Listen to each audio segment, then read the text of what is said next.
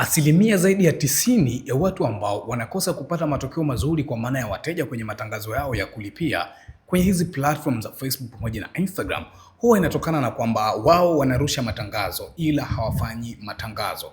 Kuna tofauti kubwa sana kati ya kurusha matangazo na kufanya matangazo. Mtu ambaye anarusha matangazo, yeye amekalili tu kwamba atabofya hapa, atabofya pale, atabofya na pale and then atapeleka tangazo lake aanze kusubiri wateja. Lakini mtu ambaye anafanya matangazo, kwanza hata kabla hajaja kwenye hii Meta Ads Manager, tayari ana mipango mikakati ambayo itamwezesha kuweza kupata wateja wengi na kuweza kuuza kwa wateja wengi kwa kadri ambavyo inawezekana.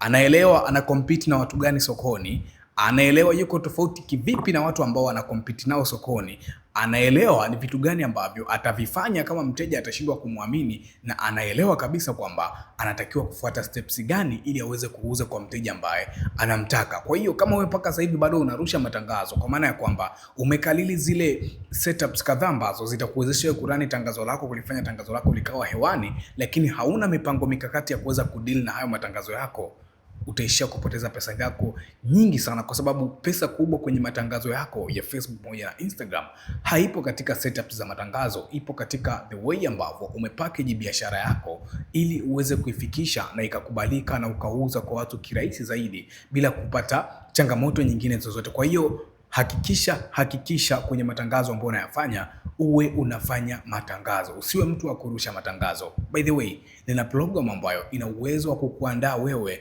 uweze kupata matokeo ambayo yako vizuri kabisa, kwa sababu utajifunza jinsi ya kufanya matangazo na hautajifunza jinsi ya kurusha matangazo. Na bahati nzuri ipo kwenye bei ya offer ya shilingi 97,000 tu. Niandikie DM kama unataka, and then mimi nitakuconnect moja kwa moja kwenye hizo session zangu uweze kujifunza kwa kina zaidi.